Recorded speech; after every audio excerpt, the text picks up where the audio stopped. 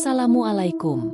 Selamat datang di channel Cerita Novika 2. Semoga hari ini teman-teman dalam keadaan sehat walafiat dan senantiasa diberikan kebahagiaan sepanjang hari.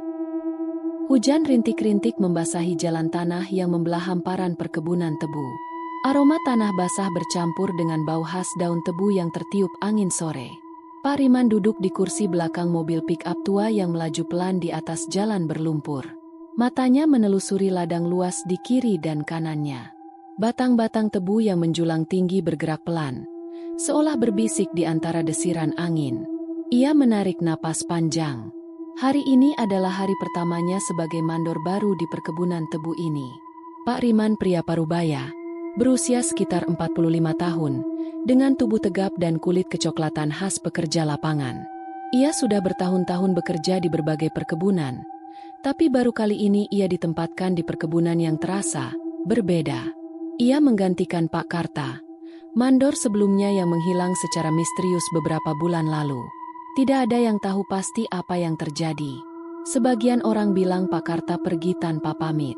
Sebagian lagi berbisik bahwa ia diculik makhluk halus di ladang tebu. Pak Riman tidak peduli. Ia bukan orang yang mudah percaya tahayul. Yang penting baginya hanyalah bekerja dan memastikan semua berjalan lancar. Mobil pick-up akhirnya berhenti di depan sebuah bangunan sederhana yang akan menjadi kantor sekaligus rumah dinasnya. Begitu turun, Pak Riman disambut beberapa pekerja perkebunan. Namun, sesuatu terasa janggal. Tidak ada senyum. Mereka hanya menatapnya dengan wajah datar. Ada yang acuh, ada yang tampak enggan. Beberapa bahkan segera kembali bekerja seolah tidak ingin berbicara dengannya. Pak Riman menyipitkan mata. Ada apa dengan tempat ini? Hari pertama Pak Riman di ladang berjalan cukup lancar. Ia mengelilingi perkebunan, mengawasi para pekerja, dan mencoba beradaptasi dengan lingkungan baru. Tapi ada yang aneh. Para pekerja jarang berbicara. Biasanya, di perkebunan lain, para pekerja suka bercanda atau mengobrol saat istirahat. Tapi di sini, mereka hanya berbicara jika perlu, dan suara mereka selalu pelan, seolah takut sesuatu akan mendengar mereka. Saat Pak Riman mencoba bertanya tentang ladang ini, kebanyakan hanya menjawab seadanya. Namun, ada satu orang yang akhirnya berani bicara. Pak Dulman, seorang pria tua yang sudah puluhan tahun bekerja di sini, menghampiri Pak Riman saat ia sedang duduk di depan rumah dinasnya sore itu. "Ada yang ingin saya bilang, Pak Mandor," katanya pelan. Suaranya bergetar halus.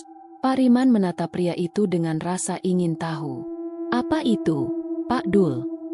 Pak Dulman menelan ludah sebelum berbicara.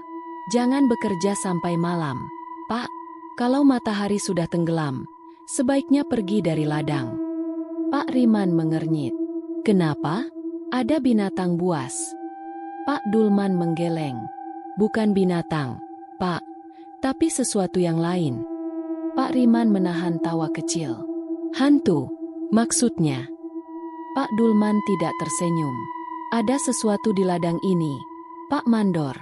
Sesuatu yang sudah lama ada di sini, sebelum kita semua bekerja di tempat ini." Pak Riman mendengus pelan. Ia sudah sering mendengar cerita semacam ini. Setiap perkebunan besar pasti punya mitos dan cerita seramnya sendiri. "Tebunya angker, gitu?" tanyanya, setengah bercanda. Pak Dulman tidak menanggapi lelucon itu. "Bukan tebu yang angker, Pak, tapi mandor lama." Pak Riman merasakan tengkuknya sedikit meremang. "Apa maksudnya?" Pak Dulman menatapnya dalam-dalam. "Pak Karta belum pergi, Pak. Dia masih ada di sini. Masih mengawasi ladang ini." Pak Riman mencoba mengabaikan cerita itu. Tapi Pak Dulman masih belum selesai berbicara. "Ada satu hal lagi yang harus Bapak ingat," katanya dengan suara lebih pelan. "Jangan pernah meniup peluit lebih dari sekali setelah maghrib." Pak Riman mengangkat alis. "Kenapa?" Pak Dulman menelan ludah. "Peluit itu memanggil sesuatu. Kalau Bapak meniupnya sekali, itu tanda biasa untuk pekerja. Tapi kalau Bapak meniupnya 2 kali atau lebih, yang datang bukan pekerja, Pak." Pak Riman mulai merasa tidak nyaman. Tapi sebelum ia bisa bertanya lebih lanjut, Pak Dulman berjalan pergi tanpa berkata apa-apa lagi. Pak Riman hanya bisa menatap punggung pria tua itu dengan perasaan aneh. Ada sesuatu yang disembunyikan di tempat ini. Hari-hari berlalu. Pak Riman mencoba menepis semua cerita mistis yang ia dengar. Tapi ada satu hal yang mulai mengganggunya. Setiap sore saat patroli menjelang malam, ia merasa ada yang mengawasinya. Dari dalam ladang tebu, ia sering menoleh ke belakang, tapi selalu menemukan tidak ada siapa-siapa. Namun, perasaan itu tidak hilang. Ladang tebu yang luas, yang tadinya terasa biasa saja, kini mulai terasa seperti labirin tak berujung. Dan kemudian, suatu malam, ia mendengar sesuatu. Malam itu, Pak Riman masih terjaga di rumah dinasnya. Di luar, angin berhembus lembut. Ladang tebu bergoyang pelan di bawah sinar bulan. Lalu, suara peluit panjang terdengar dari dalam ladang. Pak Riman menegang. Ia yakin tidak ada pekerja yang seharusnya masih di ladang saat ini. Suara itu panjang, nyaring, dan terdengar lebih dari satu kali. 2 kali, 3 kali. Sesuatu telah dipanggil. Pak Riman bangkit dari kursinya, mencoba melihat keluar jendela. Awalnya, tidak ada apa-apa. Tapi kemudian, di antara batang-batang tebu yang tinggi, sesuatu bergerak. Sebuah sosok perlahan muncul dari dalam ladang. Seseorang, dengan seragam kerja mandor. Pak Riman ingin percaya itu hanya pekerja biasa. Tapi saat senter menerangi wajahnya, wajah itu hancur penuh belatung. Pak Riman terjatuh ke belakang, tubuhnya gemetar. Sosok itu melangkah semakin dekat. Dan saat mulutnya terbuka, bukan suara manusia yang keluar, melainkan suara peluit panjang yang menggema di malam yang sunyi. Langit senja mulai menguning keemasan, menciptakan bayangan panjang di antara ladang tebu yang luas. Pak Riman berdiri di tengah perkebunan, mengamati para pekerja yang tengah menyelesaikan tugas mereka sebelum pulang. Sebagai mandor baru, ia harus memastikan semuanya berjalan lancar. Di pinggangnya tergantung peluit perintah, sebuah benda kecil dari kuningan yang setiap mandor gunakan untuk memberi aba-aba kepada para pekerja. Peluit ini sederhana, tapi memiliki fungsi penting. 1 kali tiupan berarti berhenti bekerja. 2 kali tiupan berarti panggilan untuk berkumpul. Namun, Pak Dulman pernah memperingatkannya. Jangan pernah meniup peluit lebih dari sekali setelah maghrib. Pak Riman tidak terlalu percaya tahayul. Tapi perasaan aneh yang ia alami sejak hari pertama, seperti ada yang mengawasi dari balik tebu, membuatnya tak bisa benar-benar mengabaikan peringatan itu. Tapi malam ini, sesuatu terjadi. Sesuatu yang membuatnya lupa akan larangan itu. Dan akibatnya, nyawa seseorang menjadi taruhannya. Hari sudah gelap ketika Pak Riman menyadari ada satu pekerja yang belum keluar dari ladang. Namanya Wito, seorang pemuda yang sering bekerja hingga batas waktu karena ingin mendapat upah tambahan. Pak Riman berdiri di tepi ladang, mengamati batang-batang tebu yang menjulang tinggi. Angin malam bertiup pelan, membuat daun-daun tebu bergesekan satu sama lain, menciptakan suara gemerisik samar. Wito, panggilnya. Tidak ada jawaban. Pak Riman menghela napas. Ia tidak ingin masuk ke ladang dalam gelap seperti ini. Jadi ia memutuskan untuk meniup peluit. 1 kali tiupan. Suara nyaring menggema, tetapi tak ada tanda-tanda pergerakan dari dalam ladang. Pak Riman mulai merasa tidak sabar. Ia membawa peluit ke bibirnya lagi dan tiup, tiup. 2 kali. Suara itu menembus malam yang dingin. Dan seketika, semuanya menjadi sunyi. Pak Riman mengerutkan kening. Sebelumnya, masih ada suara jangkrik di kejauhan. Masih ada suara burung malam yang kadang terdengar. Masih ada desiran angin yang membawa suara gemerisik tebu. Tapi setelah ia meniup peluit 2 kali, semua suara itu lenyap. Benar-benar sunyi. Seakan seluruh ladang menahan napas. Pak Riman merasakan tengkuknya meremang. Ia menoleh ke kanan dan kiri. Ia merasa ada seseorang berdiri di belakangnya. Pelan-pelan, ia menoleh. Tidak ada siapa-siapa. Pak Riman menelan ludah. Ia mencoba memanggil Wito sekali lagi, tetapi kali ini suaranya lebih pelan. Wito. Angin bertiup sedikit lebih kencang. Daun-daun tebu bergerak, Dan sejenak, Pak Riman merasa melihat sesuatu berdiri di antara tebu yang tinggi. Sebuah sosok gelap. Tapi begitu ia mengedipkan mata, sosok itu menghilang. Tanpa menunggu lebih lama, Pak Riman berbalik dan berjalan cepat kembali ke kantor. Ia tidak ingin berada di ladang ini lebih lama lagi. Keesokan paginya, kabar buruk menyebar di kalangan pekerja. Wito ditemukan tergeletak di lantai kamarnya. Tubuhnya gemetar, wajahnya membiru seperti kekurangan oksigen. Ia masih hidup, tapi kondisinya buruk. Para pekerja membawanya ke dukun desa, tetapi tak ada yang bisa menjelaskan penyakit aneh yang dideritanya. Dia seperti dicekik sesuatu dalam tidur, bisik salah satu pekerja. Pak Riman tidak mengatakan apa-apa, tapi dalam hatinya, ia mulai bertanya-tanya. Apakah ini ada hubungannya dengan peluit yang ia tiup 2 kali tadi malam? Ia ingin menepis pikiran itu, tapi yang terjadi malam berikutnya membuatnya tidak bisa menyangkal lagi. Malam itu, Pak Riman terbangun di rumah dinasnya. Ia tidak tahu kenapa. Rasanya seperti ada sesuatu yang mengganggunya dalam tidur. Ia menoleh ke jendela. Ladang tebu yang luas terbentang di kejauhan, diam seperti hutan yang tertidur. Lalu, sesuatu terdengar. Tiup, tiup. Pak Riman langsung terduduk. Suara peluit panjang terdengar dari dalam ladang. Siapa yang meniup peluit di jam segini? Pak Riman meraih lampu senter dan berjalan keluar rumahnya. Ia berdiri di teras, mencoba mengamati ke arah ladang. Awalnya, ia tidak melihat apa-apa. Tapi kemudian, di antara batang-batang tebu yang bergoyang pelan, sesuatu bergerak. Seseorang berdiri di sana. Pekerja? Pak Riman menyipitkan mata. Cahaya bulan samar-samar menerangi sosok itu.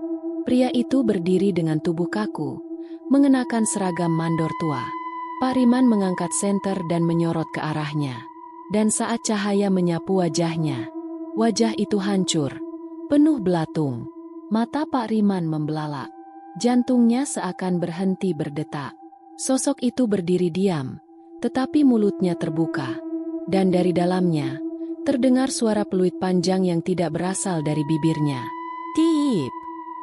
Pak Riman mundur dengan napas tersengal. Ia berbalik dan berlari masuk rumahnya, mengunci pintu dengan tangan gemetar. Di luar, suara peluit itu terus berbunyi. Dan semakin lama, semakin dekat. Keesokan paginya, pekerja bernama Jono tidak datang ke ladang. Orang-orang mulai khawatir. Mereka pergi ke kamarnya untuk mencari tahu, tetapi Jono tidak ada di mana-mana.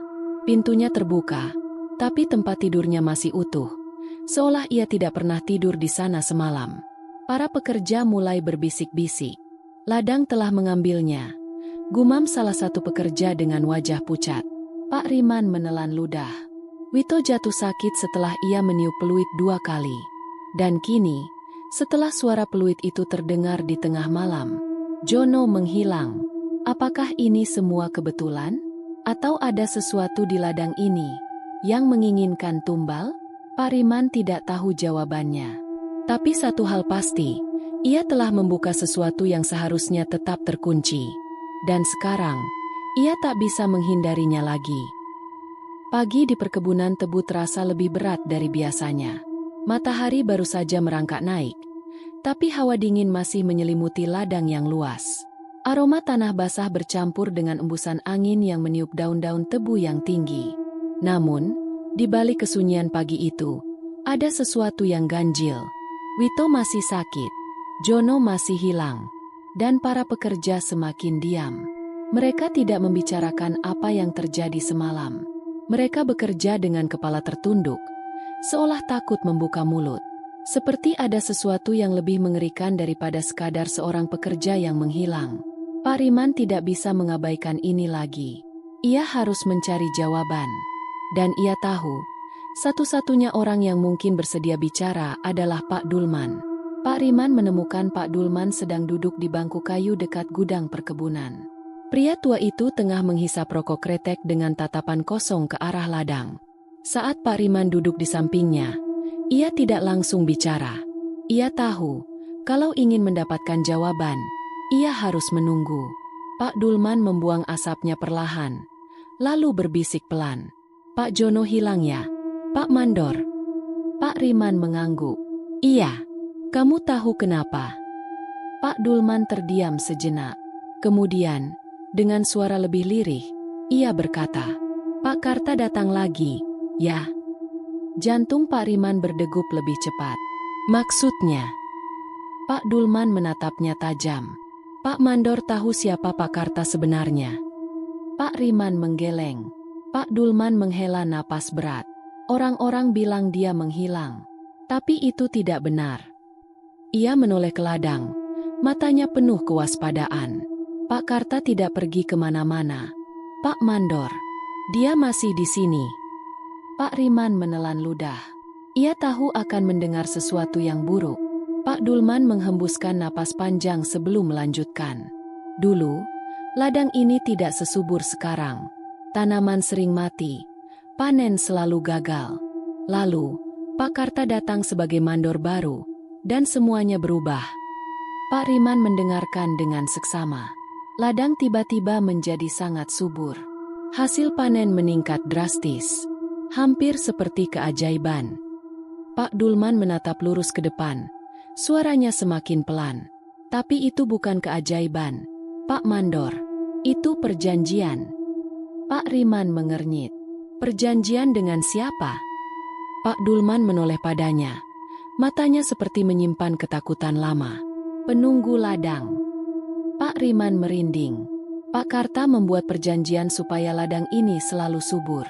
Tapi setiap pesugihan ada harganya, Pak." Pak Riman menelan ludah. "Tumbal." Pak Dulman mengangguk pelan.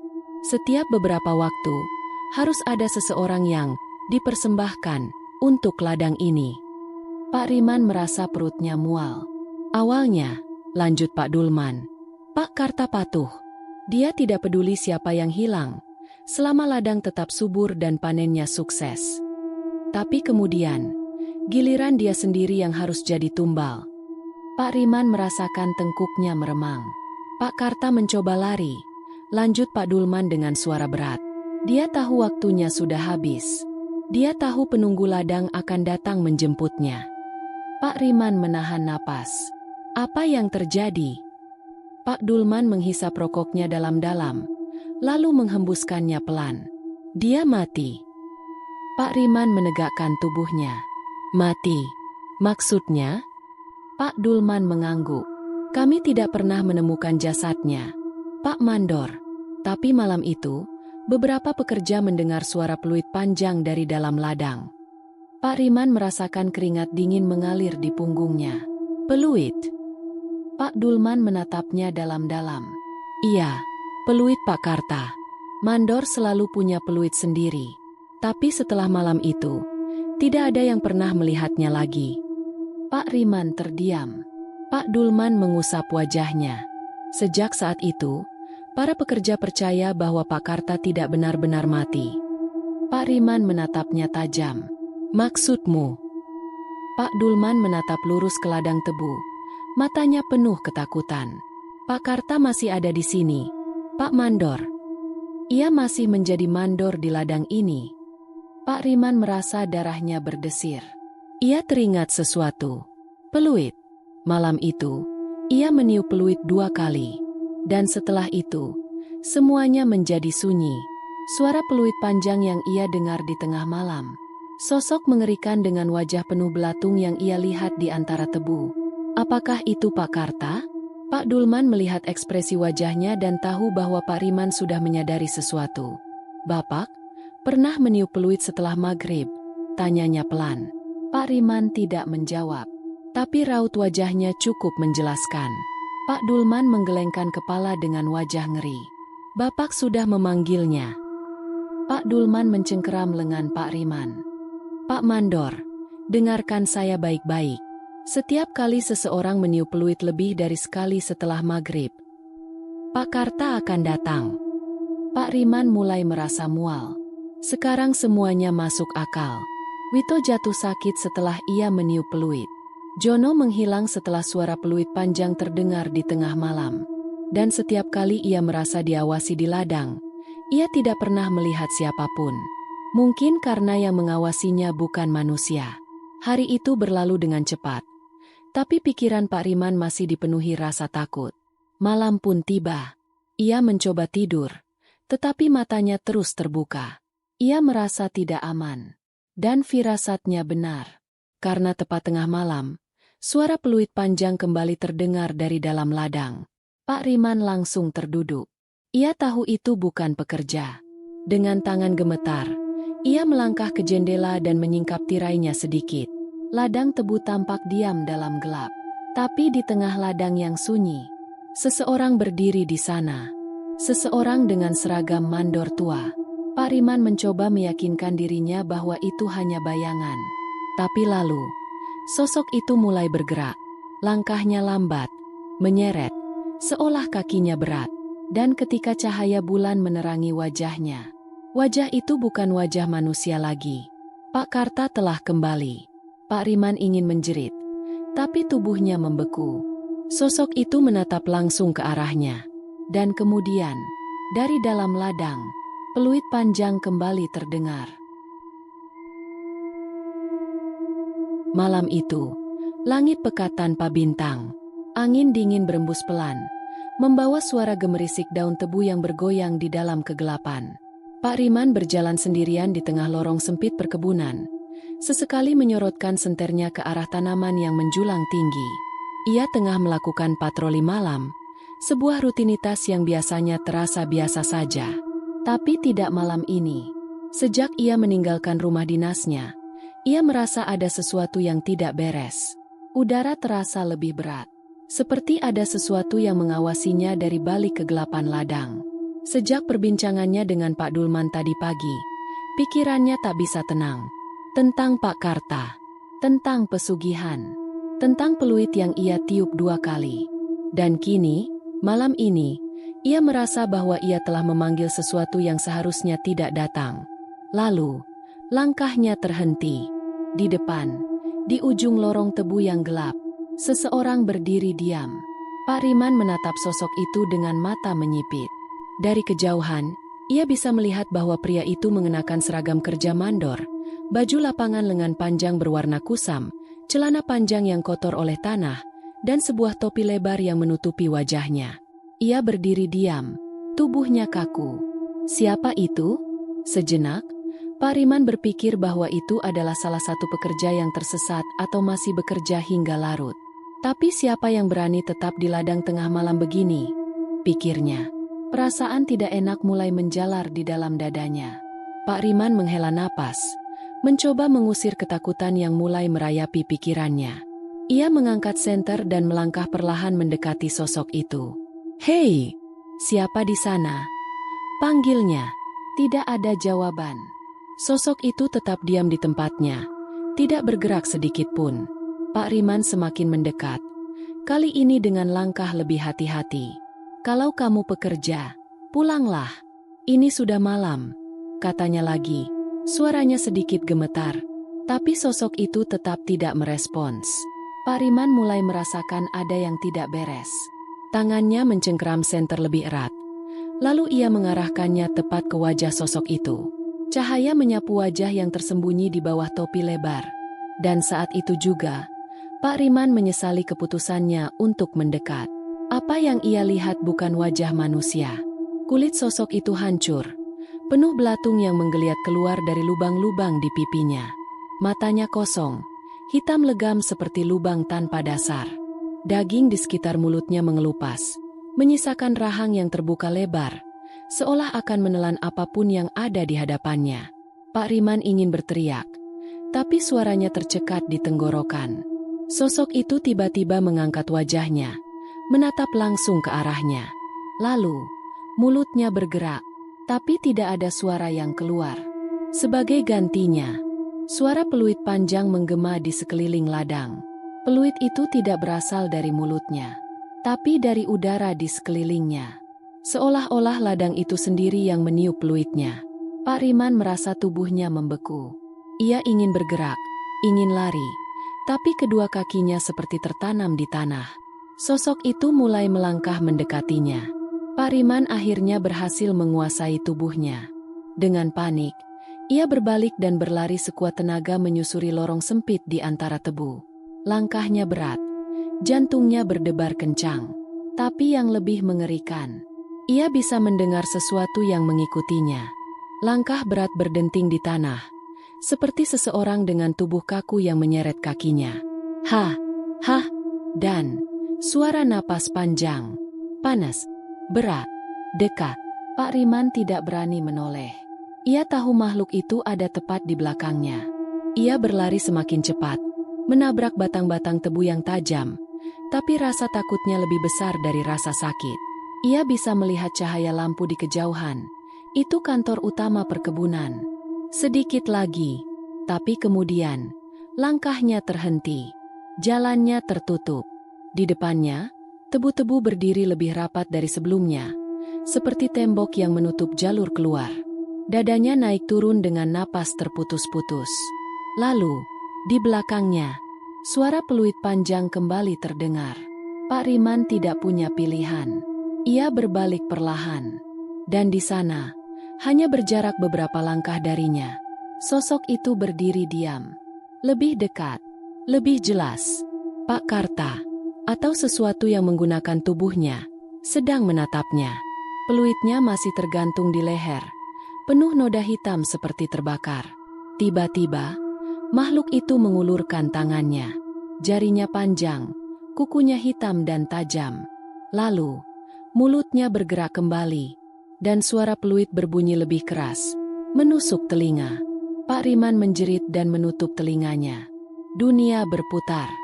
Suara itu terus berulang-ulang di kepalanya. Ia merasakan sesuatu meraih bahunya. Sentuhan itu dingin. Dingin seperti tanah kuburan. Dan kemudian, semua menjadi gelap. Pak Riman terbangun dengan napas tersengal. Ia mendapati dirinya tergeletak di depan rumah dinasnya. Kepalanya pusing, tubuhnya terasa lemah. Apa yang terjadi? Ia menoleh ke sekeliling, mencari tanda-tanda keberadaan sosok itu.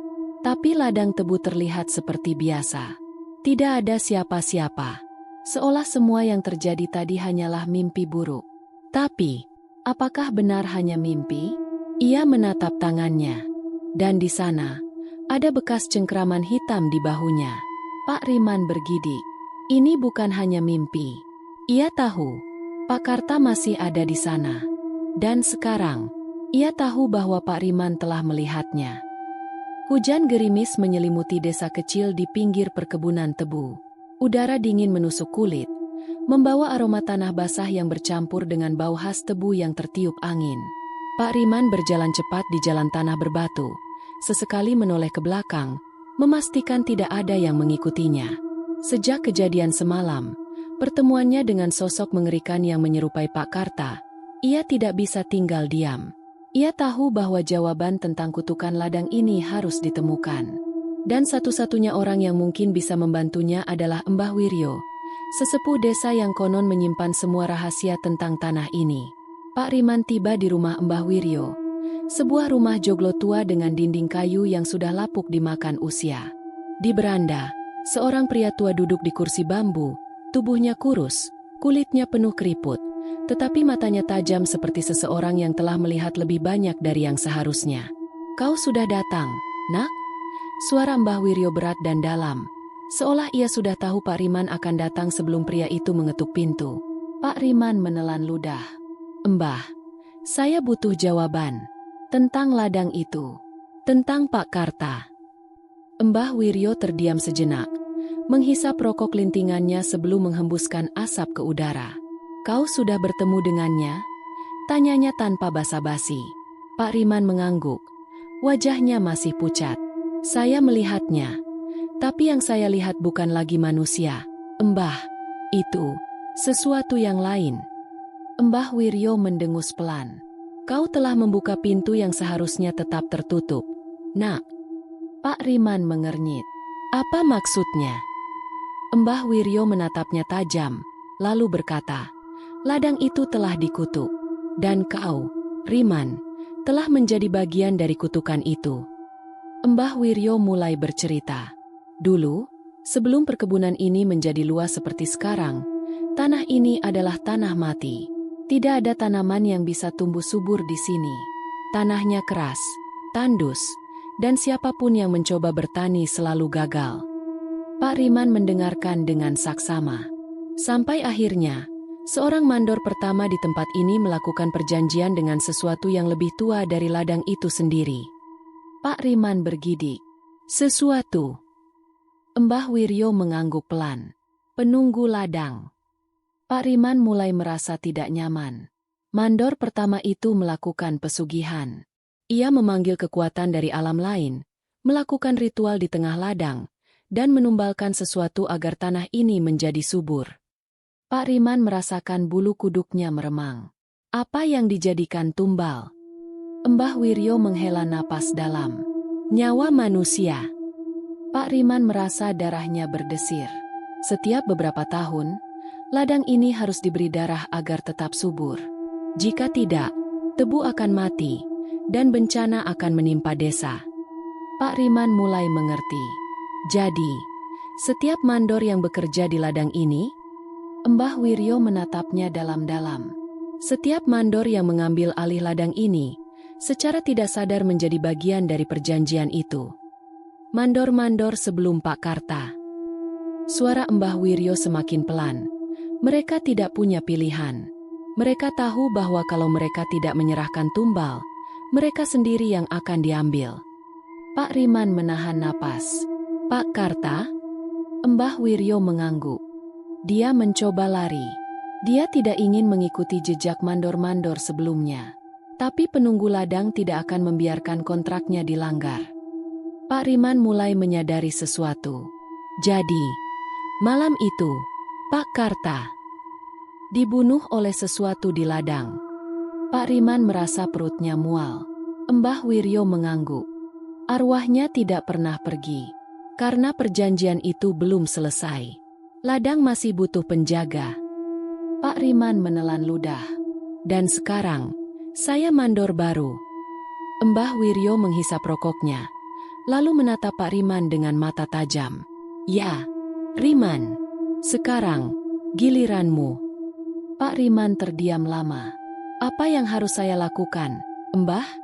Suaranya gemetar. Mbah Wiryo terdiam sejenak. Lalu berkata, ada dua pilihan. Pak Riman menelan ludah. Apa saja? Pertama, kau bisa mengikuti jejak para mandor sebelumnya. Menyerahkan tumbal. Memilih seseorang untuk diberikan kepada ladang. Dan kau akan selamat. Untuk sementara. Pak Riman merasa tubuhnya semakin berat. Pilihan kedua? Tanyanya dengan suara nyaris berbisik. Mbah Wiryo menatapnya dalam-dalam. Kau bisa memutus perjanjian itu. Pak Riman mengangkat alis. Bagaimana caranya? Mbah Wiryo membuang sisa rokoknya ke tanah, lalu berkata pelan. Dengan menghadapinya sendiri, dengan menghancurkan penjaga ladang, dan membakar ritual yang mengikat perjanjian itu. Pak Riman mengerutkan kening. Penjaga ladang. Mbah Wiryo mengangguk. Pak Karta. Pak Riman merasa dunianya runtuh. Ia harus memilih, menyerahkan tumbal, atau melawan sesuatu yang sudah lama menguasai ladang itu. Namun, sebelum ia bisa mengambil keputusan, angin malam tiba-tiba berhembus lebih kencang. Dedaunan berbisik lebih keras. Dan dari kejauhan, suara peluit panjang terdengar lagi. Pak Riman langsung menoleh. Mbah Wiryo menatapnya dengan wajah serius. Dia sudah tahu kau ada di sini, Riman. Pak Riman menelan ludah. Kau tidak punya banyak waktu. Pak Riman sudah mengambil keputusan. Ia tidak akan menyerahkan nyawa siapapun. Ia tidak akan menjadi bagian dari kutukan ladang ini. Ia harus pergi. Malam ini juga, ia akan mengemas barang-barangnya dan meninggalkan perkebunan tebu ini untuk selamanya. Namun, ada satu hal yang tidak ia sadari. Ladang ini tidak akan membiarkannya pergi begitu saja. Pak Riman memasukkan barang-barang seadanya ke dalam tas bututnya. Hanya pakaian dan dokumen penting yang ia bawa. Ia tidak butuh banyak. Yang penting ia bisa pergi dari tempat terkutuk ini. Waktu menunjukkan pukul 11 malam. Ia berencana berangkat sebelum subuh, sebelum siapapun menyadari kepergiannya. Namun, saat ia hendak menutup tasnya, telinganya menangkap sesuatu dari luar rumah. Tiip! Peluit panjang menggema di udara. Pak Riman membeku. Peluit itu persis seperti yang ia dengar di dalam ladang beberapa malam lalu. Tangannya mulai berkeringat. Dengan langkah pelan, ia berjalan ke jendela dan mengintip keluar. Dan di sana, Pak Karta berdiri di luar pagar. Pak Riman menahan napas. Sosok itu tidak bergerak, hanya berdiri diam, menatap langsung ke arahnya. Seragam mandor yang ia kenakan lusuh dan penuh noda hitam. Peluit masih tergantung di lehernya, menghitam seolah terbakar. Wajahnya kosong, matanya hitam legam, dalam seperti lubang tanpa dasar. Pak Riman merasa punggungnya mulai basah oleh keringat. Jantungnya berdegup semakin cepat. Ia tahu ia tidak boleh berlama-lama di sini. Ia segera berlari ke pintu, mengunci semua kunci, berharap sosok itu akan menghilang. Namun, tiip! Peluit panjang itu kembali terdengar. Dan kali ini, lebih dekat. Pak Riman tidak bisa tinggal di rumah ini lebih lama. Dengan langkah terburu-buru, ia meraih tasnya dan membuka pintu belakang, berharap bisa melarikan diri ke arah desa. Namun begitu ia melangkahkan kakinya keluar, ia tidak lagi berada di halaman rumahnya. Ia kini berdiri di tengah ladang tebu. Pak Riman tersentak. Ia menoleh ke segala arah. Panik. Bagaimana ini bisa terjadi? Beberapa detik yang lalu, ia masih berada di rumahnya. Tapi kini, ia berada di tengah-tengah ladang yang gelap. Ia berusaha berpikir jernih. Mungkin aku berjalan terlalu cepat. Mungkin aku tersesat tanpa sadar. Namun saat ia mencoba mencari jalan keluar, ada sesuatu yang membuat darahnya membeku. Ladang ini tidak lagi memiliki batas.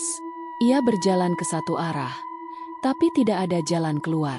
Ia berbelok, tapi yang ia temui hanya lorong sempit di antara tebu yang semakin tinggi. Ia mencoba berlari, tapi ladang ini terus memanjang, seakan tidak berujung. Ia telah masuk ke dalam perangkap.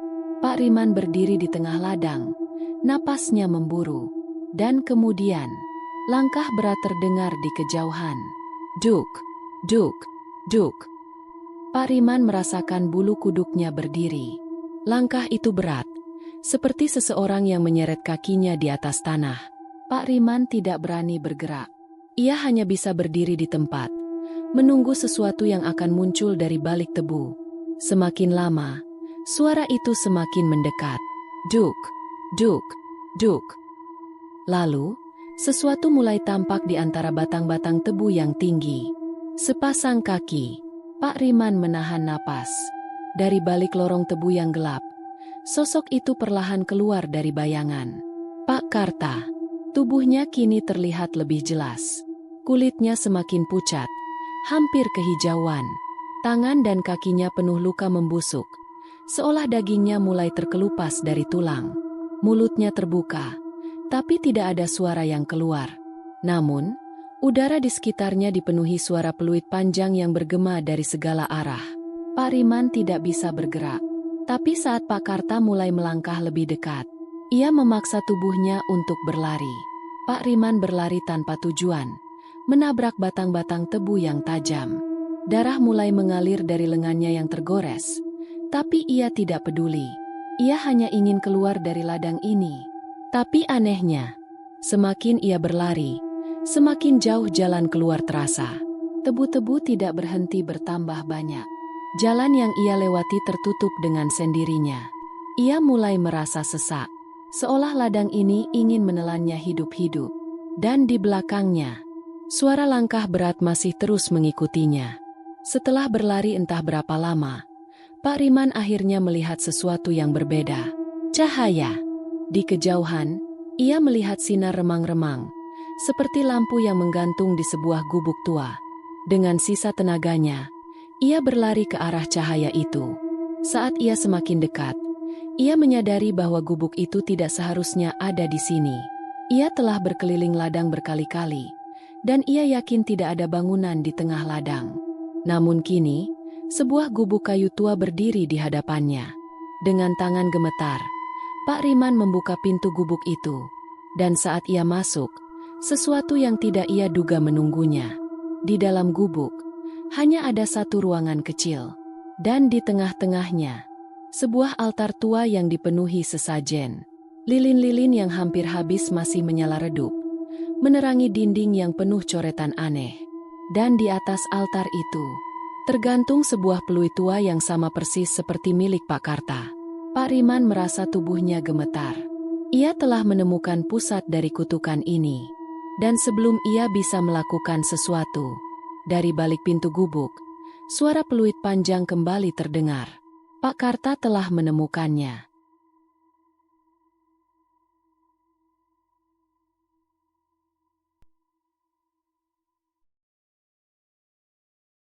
Di dalam gubuk tua yang lembab dan berbau anyir, Pak Riman berdiri kaku. Matanya terpaku pada altar ritual di tengah ruangan. Cahaya lilin yang nyaris habis menari-nari di dinding kayu yang penuh coretan simbol aneh, menciptakan bayangan yang bergerak seperti sesuatu yang hidup. Di atas altar itu, sebuah peluit tua tergantung. Warnanya hitam kusam, seolah telah berusia puluhan tahun. Di permukaannya, ada bercak merah kecoklatan yang tampak seperti darah kering. Pak Riman menelan ludah. Apakah ini milik Pak Karta? Tapi sebelum ia bisa berpikir lebih jauh, dari luar gubuk, suara langkah berat kembali terdengar. Duk, duk, duk. Angin malam tiba-tiba bertiup lebih kencang. Dan dari celah dinding gubuk yang retak, Pak Riman bisa melihatnya. Pak Karta, atau lebih tepatnya, sesuatu yang dulu bernama Pak Karta. Pak Riman merasakan dadanya sesak. Dari balik kegelapan ladang, sosok itu berjalan perlahan menuju gubuk. Wajahnya kini lebih menyeramkan daripada sebelumnya. Kulitnya semakin menghitam dan mengelupas, memperlihatkan daging membusuk di bawahnya. Mata hitamnya kosong, seperti lubang tanpa jiwa. Tubuhnya bergerak dengan kaku, seperti tulang-tulangnya telah lama membatu. Dan di sekelilingnya, tangan-tangan hitam mencuat dari tanah. Tangan itu seperti akar tebu yang hidup, bergerak liar, berusaha meraih apapun yang ada di dekatnya. Pak Riman mundur dengan napas memburu. Makhluk itu melangkah lebih dekat. Peluit di lehernya berayun pelan, seolah bersiap untuk mengeluarkan suara kematian. Dan ketika ia membuka mulutnya, peluit panjang menggema di seluruh ladang. Ti! Pak Riman menutup telinganya. Dunia bergetar.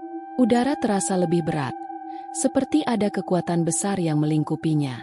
Ladang ini hidup, dan ladang ini ingin menghabisinya. Pak Riman tersentak. Di lantai gubuk, tepat di depan altar, sesuatu menarik perhatiannya. Sebuah peluit tua, penuh noda darah kering. Ia tidak tahu kenapa, tapi tangannya tergerak untuk mengambilnya. Jari-jarinya mencengkeram benda itu erat. Terasa dingin seperti besi yang membeku. Di luar, Pak Karta berhenti melangkah. Ia menatap Pak Riman, seolah menantang sesuatu. Pak Riman tidak punya pilihan lain. Dengan tangan gemetar, ia meniup peluit itu. Begitu suara peluit keluar dari bibirnya, udara seakan meledak. Angin bertiup lebih kencang. Tebu-tebu mulai roboh satu persatu, seolah ada sesuatu yang mengamuk di dalam tanah. Pak Karta menjerit keras. Tubuhnya bergetar hebat. Bayangan hitam mulai merayap di kulitnya, seperti sesuatu yang terlepas dari tubuhnya. Ia mencoba bergerak, tapi tangan-tangan hitam yang mencuat dari tanah kini mencengkeram tubuhnya sendiri. Jeritannya mengoyak udara.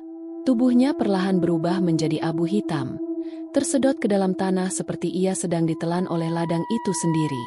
Pak Riman hanya bisa menyaksikan dengan tubuh kaku, tidak percaya dengan apa yang dilihatnya. Peluit yang ia tiup telah menghancurkan kutukan ini. Dan kini, ladang ini sedang mati. Pak Karta mengeluarkan jeritan terakhirnya sebelum tubuhnya benar-benar menghilang. Angin yang tadinya bertiup kencang mendadak berhenti. Hening. Tidak ada suara.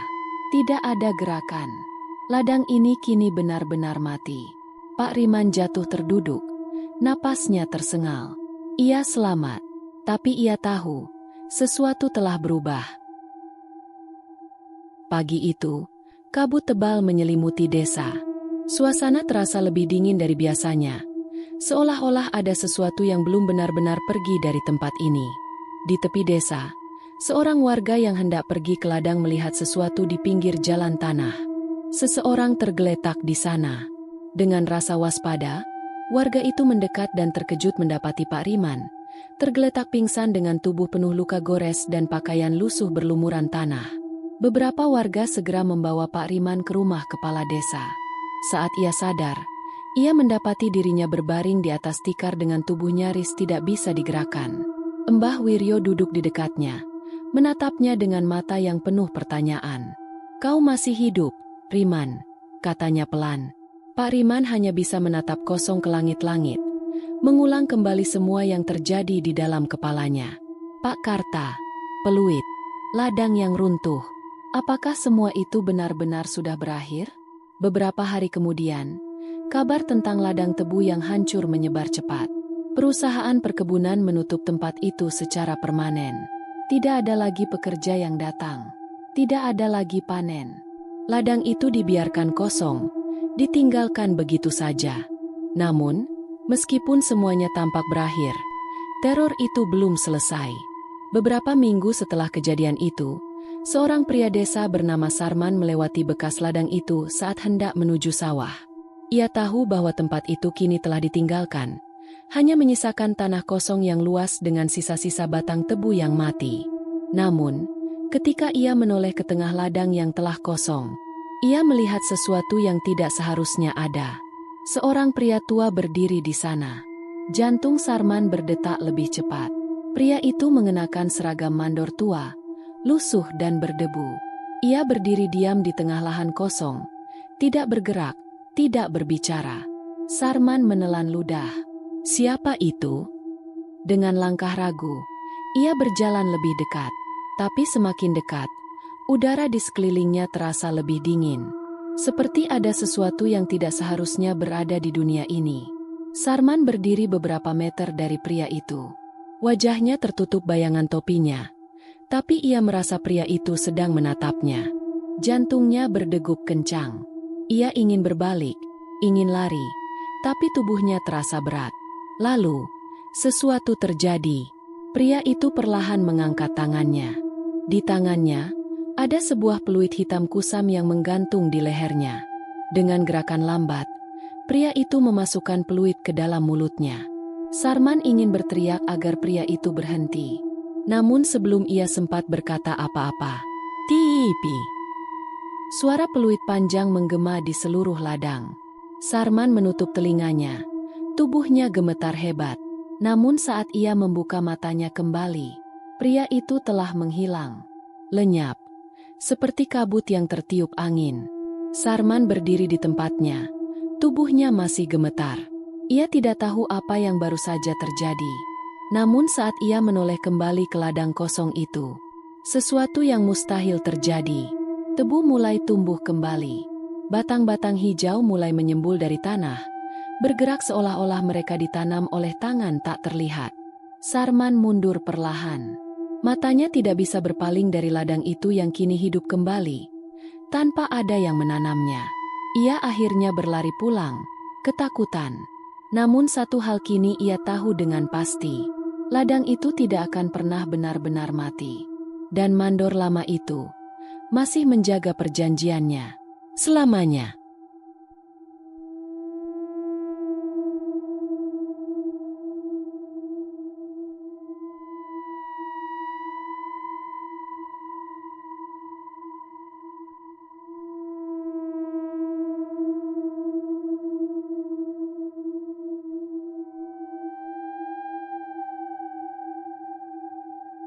Demikian cerita hari ini. Semoga teman-teman dapat terhibur dan dapat mengambil hikmah kebaikan isi di dalamnya. Jangan lupa juga bagikan cerita ini kepada teman-teman yang lain agar mereka juga bisa mendapatkan hiburan yang sama. Mohon maaf apabila ada kesalahan kata dan ucapan kami dalam membacakan cerita ini. Terima kasih dan wassalamualaikum.